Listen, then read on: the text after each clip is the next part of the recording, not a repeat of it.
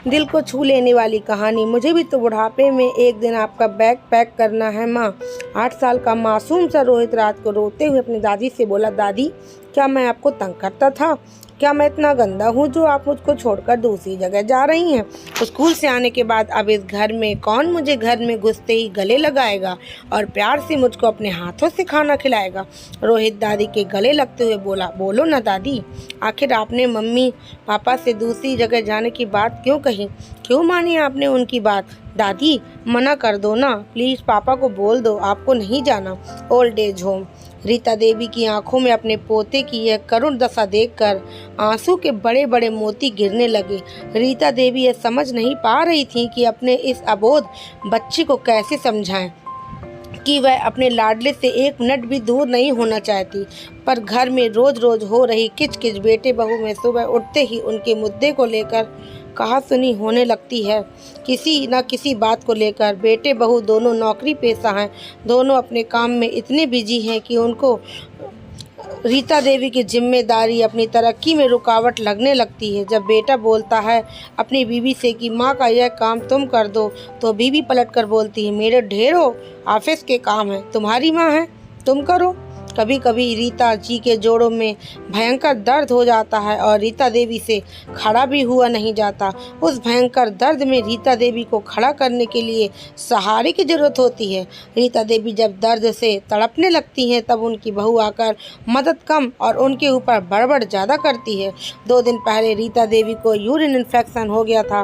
Rita Devi toilet जा ही रही थी कि उनसे टॉयलेट कंट्रोल नहीं हुआ और बाथरूम में पहुंचने से पहले ही उनका यूरिन निकल गया। उनकी बहू ने जब यह देखा तो पूरा घर सर पर उठा लिया। कामवाली बाई को साफ करने के लिए बोला तो उसने भी साफ साफ मना कर दिया।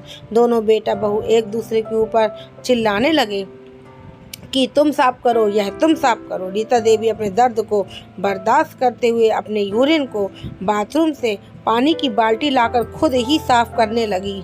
बेटे बहू से बोल रही थी, अब बर्दाश्त नहीं होता, यह तुम्हारी माँ दिनों दिन बूढ़ी होती जा रही है। अभी तो पता नहीं, यह शुरुआत है, आगे पता नहीं क्या क्या करेंगी। हे भगवान, मुझको तो यह सोचकर भी उल्टी आ रही है। मुझसे इनका काम ना होगा और इनके लिए फुल टाइम मेड भी तो नहीं हम रख सकते, हमारे पास इतने पैसे नहीं हैं। बेटा बोला, तो क्या करूँ, मैं सारा दिन ऑफिस में रहता हूँ, शाम को थका हुआ वापस आता हूँ, फिर आते ही इनके काम में लग जाऊँगा क्या? बहू बोली, अच्छा तो मैं कौन सा ऑफिस से फ्रेश होकर आती हूँ, मैं भी अच्छी खासी थकी हुई होती हूँ, ऐसे काम तो मैं बिल्कुल भी नहीं कर पाती। रीता जी की बहू सोफे पर बैठती हुई बोली, हे भगवान, इस आफत का हम क्या करें? थोड़ी देर चुप रहने के बाद बोली, सुनो, हम माँ जी को ओल्ड एज होम में शिफ्ट कर देते हैं, वहाँ माँ की अच्छे से केयर हो जाएगी। और वैसे भी माँ सारा दिन घर में अकेले रहती हैं, अपने जोड़ों के दर्द के कारण बाहर हम उम्र के लोगों के पास बैठ नहीं पाती, वहीं माँ को अच्छी देखभाल मिल जाएगी। आज हमारे सिर से माँ की जिम्मेदारी का यह बोझ भी कम हो जाएगा। ऑफिस का काम मन लगा कर करेंगे और देखना, फिर थोड़े ही दिन में हम अपनी पोस्ट भी बढ़ा लेंगे। रीता देवी ने देखा बहू की बात सुनकर उसके बेटे के चेहरे पर हल्की सी मुस्कान आ गई थी। रीता देवी जान चुकी थी इस घर में रहने से कोई फ़ायदा नहीं है। मैं अपने बहू बेटे की तरक्की का रास्ता रोके बैठी हूँ। बहू बेटे कुछ बोलते इससे पहले ही रीता देवी उनके पास गई और बोली, अरे बहू, तूने तो मेरे मन की बात कह दी। मैं तो खुद ही तुम लोगों से यह बात करने वाली थी। मेरी सहेली भी वहाँ रहती है और वह बता रही थी वह वहाँ पर बहुत खुश है। अपने हम उम्र के लोगों के साथ टाइम कैसे बीत जाता है उनको पता ही नहीं चलता। तुम दोनों ऐसा करो, कल ही मुझको ओल्ड एज होम छोड़कर आ जाओ। ऐसा बोलकर रीता देवी अपने आंसुओं को रोकने की नाकाम कोशिश करते हुए अपने कमरे में आ गई। उधर बहू बेटे खुश हो रहे थे कि चलो, माँ भी यही चाहती है। इस सच से अनजान कि माँ ने यह फैसला अपने दिल पर पत्थर रखकर अपने बच्चों की खुशी के लिए किया है। ना तो वह अपने पोते से और ना अपने बेटे बहू से दूर होना चाहती थी, पर हालातों ने उनको यह फैसला लेने के लिए मजबूर कर दिया था। बोलो ना दादी, आप मेरे बिना रह लोगी? रोहित की बात सुनकर दादी अपनी सोच से बाहर निकली। रोहित ने रो रो कर अपनी आंखें लाल कर ली थी। रीता देवी का दिल अंदर ही अंदर से रो रो कर जार हो रहा था। रोहित अपनी दादी को कट्टी बोलकर अपने कमरे में चला गया। जब सुबह हुई तो रोहित ने देखा कि दादी तैयार हो चुकी थी और पापा बार बार मम्मी को बोल रहे थे, अरे रिया, माँ का बैग अच्छे से पैक कर देना, देखना कोई ज़रूरी सामान छूट ना जाए, हर सामान को अच्छे से चेक कर लेना, माँ को वहाँ किसी चीज़ की कोई कमी ना हो, हर सामान डाल देना। रिया ने बैग पैक कर दिया था और उसको साइड में रख दिया था। तभी मोहित उस बैग को खोलने लगता है और उसका सारा सामान बाहर निकालने लगता है।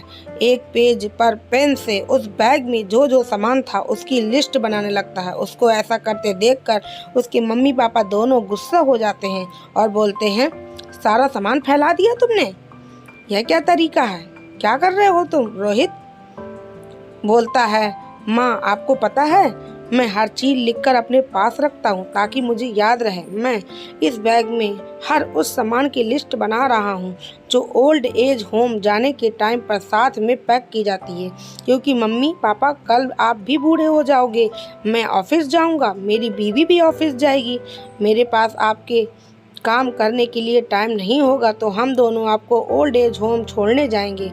तो यह सारा सामान उस बैग में पैक कर दें, मुझसे कोई गलती ना हो इसलिए आपसे सीख रहा हूँ। जब लिस्ट मैं अपने पास रख लूँगा ताकि कुछ चीज़ें भूल ना जाऊँ, क्योंकि बुढ़ापा तो सबको आता है, आपको भी धीरे धीरे आ रहा है। रोहित के मम्मी पापा दोनों के मुंह पर जैसे किसी ने ताला लगा दिया हो, जड़ से होकर एक दूसरे को देखने लगे। दोनों के हाथ पैरों में कपकपी सी होने लगी।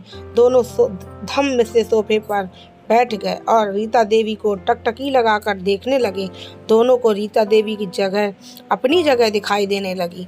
दोनों ने एक दूसरे को देखा और रोहित से सामान का बैग लेकर उसको माँ की अलमारी में अंदर उनके रूम में रखने चले गए। दोनों को समझ में आ गया था, अगर यह सामान का बैग यहाँ से निकल गया तो समझो एक दिन उनका बैग भी ऐसे ही तैयार होकर उनके साथ निकल जाएगा।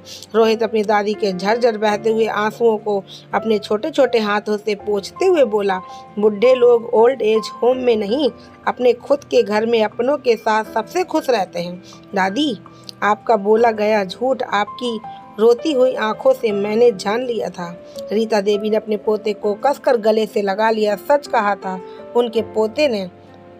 Rita Devi old age home चली तो जाती, पर उनकी सासें तो इसी घर में रहती, उनका शरीर ही ओल्ड एज होम में रहता। उधर रोहित के मम्मी पापा दोनों प्यार और शांति से एक दूसरे से माँ की देखभाल की जिम्मेदारी दोनों साथ में मिलकर करने की बातें बड़े प्यार से कर रहे थे। अब सबको सही हो गया था। कभी भी जवानी की ताकत में यह नहीं भूलें कि आप भी बुढ़ापे से बचे रहेंगे, पर या आप बूढ़े नहीं होंगे। एक दिन बुढ़ापा आपको भी अपनी गिरफ्त में जकड़ लेगा। आपको भी किसी के सहारे की ज़रूरत पड़ेगी, इसलिए किसी के बुढ़ापे की सहारा बनिए ताकि आपको भी आपके बुढ़ापे में सहारा मिल सके। दोस्तों, आपको मेरी कहानी कैसी लगी? अगर आपको मेरी कहानी थोड़ी सी पसंद आई हो तो प्लीज़ मेरे चैनल को लाइक करें, शेयर करें, सब्सक्राइब करें, बेल आइकन को जरूर से प्रेस करें ताकि आने वाली वीडियो की नोटिफिकेशन आप तक सबसे पहले पहुंच सके। तब तक के लिए जय हिंद, वंदे मातरम।